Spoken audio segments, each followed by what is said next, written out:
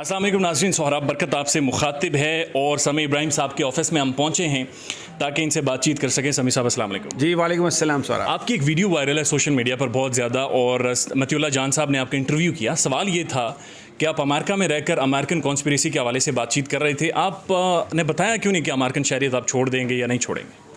देखिए, बुनियादी तौर पर मैं एक पाकिस्तानी शहरी हूँ। यहाँ पर मैं पैदा हुआ, पाकिस्तानी शनाख्ती कार्ड ही मेरी पहचान है। और पिछले कोई यानी 2011 के बाद सारा जो मेरा करियर है, प्रोफेशनल जो लाइफ है, वो यहीं पर है और मरकर भी मैंने यहीं दफन होना है। तो मैं पाकिस्तानी हूँ और पाकिस्तानी रहूँगा। मतियुल्लाह जान ने एक सवाल किया, मैंने उसका एक जवाब दे दिया, लेकिन वो क्योंकि बुनियादी तौर पर एक जवाब ऐसा चाहते हैं जिससे जो मेरी इंटेग्रिटी है उस पर कोई क्वेश्चन उठा सकें, मेरी जो क्रेडिबिलिटी है उस पर क्वेश्चन उठा सकें, क्योंकि इसके अलावा और उन्हें मेरे खिलाफ कुछ मिला नहीं। अच्छा, नहीं, इसी वजह से बहुत सारे सवालात पैदा होने शुरू हो गए पाकिस्तानी मीडिया के हवाले से, पाकिस्तान के प्राइम टेलीविजन के हवाले से। एक प्राइम टेलीविजन पर आप खुद भी होते हैं, अपना भी तजिया देते हैं। इस वक्त पाकिस्तान का मीडिया, जो प्राइम मीडिया, वो खड़ा कहाँ पर है? क्रेडिबल है, नहीं है? लोग किस तरह से फॉलो करें, कौन ठीक है कौन गलत? देखिए, ये कहना बहुत मुश्किल है लोगों के क्रेडिबल है या नहीं है। बिल्कुल वाज़े डिवीज़न है हमारे मीडिया में। आप जियो को देखते हैं, वो उनका टिल्ट नून लीग की तरफ है। वो इस हुकूमत की हमायत में, हक में आपको खबरें देते हुए नज़र आते हैं। उनकी एडिटोरियल पॉलिसी है ये। इसी तरह आप समा को देखें, वो भी उनको फॉलो कर रहे हैं। ARY को आप देखें, वो बहुत क्लैरिटी के साथ खान साहब के हवाले से। बोल को आप देख लें, हमारा पाकिस्तान सबसे पहले, फर्स्ट कम्स पाकिस्तान, फिर हमारे इदारे जिसमें फ़ौज भी है, जिसमें जुडिशरी भी है, पाकिस्तान की आवाम है। तो हर चैनल जो है वो अपनी अपनी एडिटोरियल लाइन को टो कर रहा है। और जिस तरह आप मार्केट में जाते हैं, आप किसी रेस्टोरेंट में जाते हैं, आप खाना खाना है आपने, तो देसी रेस्टोरेंट में भी आप जा सकते हैं, चाइनीज़ में भी जा सकते हैं। इसी तरह चैनल्स हैं, अपनी अपनी एडिटोरियल लाइन के तहत खबरें देख रहे हैं और जो ऑडियंस है वो उसको देख रहा है। एक मैं सिर्फ बात कहना चाहता हूँ कि आपका ताल्लुक किसी भी आइडियोलॉजी से, किसी भी फ़िलॉसफी से हो सकता है, लेकिन फिर भी आप अपना काम ऑब्जेक्टिविटी और ऑनेस्टी के साथ कर सकते हैं। उसकी मिसाल है अमेरिका में तमाम जो मीडिया आउटलेट्स हैं वो इंतखाबात के मौके पर किसी न किसी सियासी जमात को इंडोर्स करती हैं, लेकिन उनके जो एनालिसिस होते हैं वो ऑब्जेक्टिव होते हैं, बेस्ड ऑन ट्रुथ होते हैं। और तो यहाँ पर भी और फैक्ट्स होते हैं। तो यहाँ पर भी अगर हम उसी चीज़ को फॉलो करें, उसी को एक्सरसाइज करें, तो I think it is good for the country, good for the media, good for the people. कि डिफरेंट ओपिनियंस भी मुख्तलिफ चैनल से जा रहे हो। आपको FIA ने नोटिस भेजा और बाकायदा अदालतों के भी आप चक्कर लगा रहे हैं। एंकर इमरान रियाज के घर काले डाले, रात 12 बजे आते और घूमते रहते हैं। सियासत और PK को भी कुछ इदारों की तरफ से कॉल्स आ रही हैं। ये डराने की कोशिश की जा रही है। कौन सा ऐसा ओपिनियन है जिसे डराकर छुपाने की कोशिश की जा रही है? देखिए, ओपिनियन सिंपल सा ये है कि इसमें तो कोई शक नहीं कि ये हुकूमत इम्पोर्टेड गवर्नमेंट है। ये अमेरिका की मदद से आई है, बनी है, और छोटी चीज़ भानमती का कुंबा है बेसिकली। ना इनके नज़रियात मिलते हैं, ना इनका अगला ऑब्जेक्टिव सिवाय एक कि अपने खिलाफ केसेस ख़त्म करो, कोई और ऑब्जेक्टिव नहीं है। FIA इनकी घर की लौंडी बनी हुई है, एक इदारा पाकिस्तान का जिस पर पाकिस्तान के लोग फ़ख्र कर सकते थे अगर वो सही काम करता। आप देख लें, अब मैं नाम नहीं लेना चाहता, जो ऑफिसर्स बिठा दिए गए हैं वो सबको डरा रहे हैं। साबिर शाकिर के घर के बाहर एक गाड़ी खड़ी रहती है हर वक्त। सदीक जान को भी इन्होंने ऑफर कर दिया, आपने भी फ़ोन सुन लिए, हमारे लिए तो नोटिस दिए हुए हैं और अभी वो अदालतों में भी गए, लेकिन अपनी वो जो हरकतें हैं उनकी, उससे वो बाज नहीं आ रहा है डराने धमकाने का। आई थिंक मुझे लगता है कि ये लोग गलती कर रहे हैं, क्योंकि मैं बस एक शेर ही पढ़ सकता हूँ कि तुमसे पहले भी एक शख्स तख्त नशीन था, उसको भी अपने खुदा होने का इतना ही यकीन था। ये इस तरह की भोंडी हरकतें ना माजी में दबा सकी, ना अब दबा सकते हैं लोग। ये जो आज़ादियाँ पाकिस्तान के लोगों ने हासिल की हैं, चाहे वो सहाफ़ी है, चाहे वो सिटीज़न जर्नलिस्ट हैं, अब तो हर वो शख्स जिसके हाथ में टेलीफोन है वो सहाफ़ी है, उसे हम सिटीज़न जर्नलिस्ट कहते हैं। ये सोशल मीडिया को बुरा इसलिए कहते हैं कि बड़े बड़े जो चैनल्स हैं ये ख़रीद लिए हैं, जैसे आपने कहा, अपने इन्होंने वो खबरें अपनी मर्ज़ी की दिलवा देते हैं उनसे। लेकिन जो इंडिविजुअल्स हैं वो तो जो कहीं पर नाइंसाफ़ी देखते हैं उसकी वीडियो बना के लोड कर देते हैं, तो ये सोशल मीडिया को गाली निकालते हैं, सोशल मीडिया को बुरा कहते हैं, इसलिए कि इनकी मुनाफिकतों को वो सोशल मीडिया एक्सपोज कर रहा है। अब बुनियादी तौर पर आपके टेलीविज़न के तज्जिए के ऊपर इतना एतराज़ नहीं है, लेकिन यूट्यूब पर आपके कुछ एक व्लॉग्स गए हैं।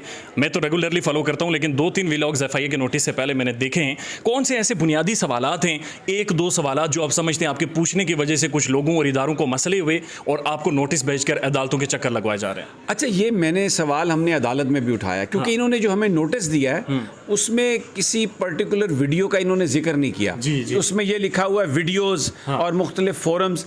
और जब जस्टिस अतर मिनुल्लाह साहब ने इनसे पूछा तो इन्होंने बड़ी चालाकी से, जो वहाँ पर जो डायरेक्टर इनके साइबर क्राइम है, उन्होंने ये जवाब दिया, पढ़ना शुरू कर दिया कि जी वो आधी रात को अदालतें क्यों खुली, जस्टिस उमर अताब बंदयाल।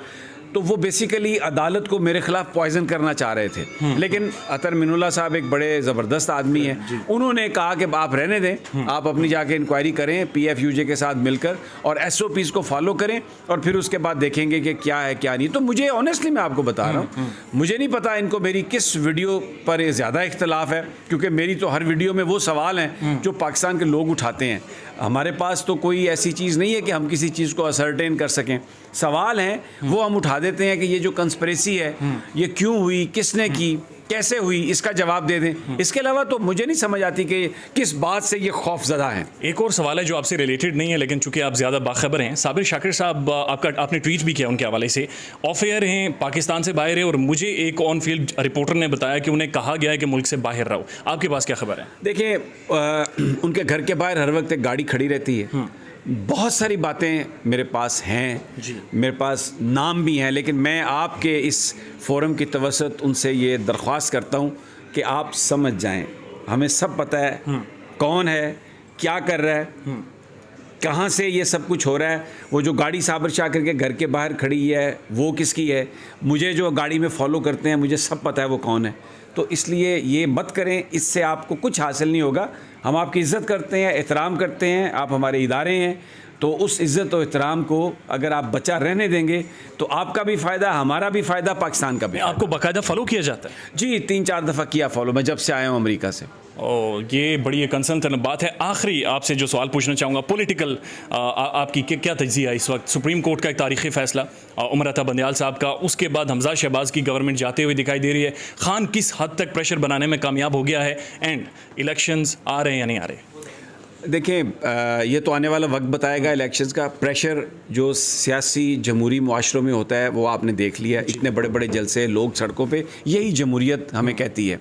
लड़ाई झगड़े का नाम जमहूरियत नहीं है।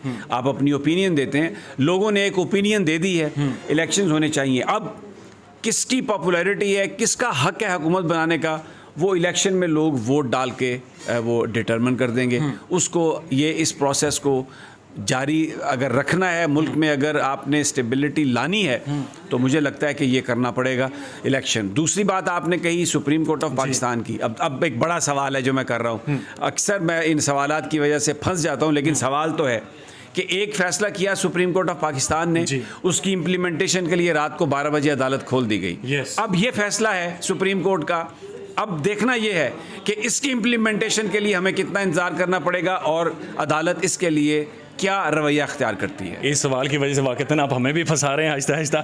समी साहब, सुर्ख कलर आज आपने इंतखाब किया है, इनकलाबी कलर इसे गर्दाना जाता है, ये वजह है या वैसे ही आज आपने चूज़ कर लिया? ये कलर है कलर ऑफ ऑप्टिमिज्म, ये है colour of love, passion, affection and revolution.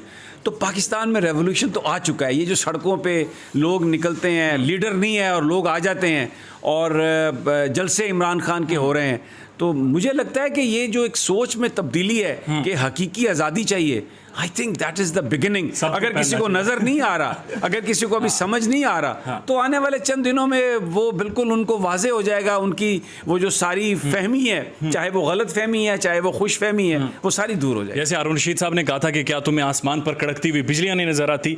समी इब्राहिम साहब, thank you so much. You are welcome. बहुत अहम सवाल है कि सुप्रीम कोर्ट का एक फैसला आया है, क्या इसके लिए भी अदालतें इसकी इम्प्लीकेशन के लिए भी रात को खुलेंगी या नहीं खुलेंगी? इस सवाल के साथ आज का व्लॉग ख़त्म करते हैं। Thank you so much.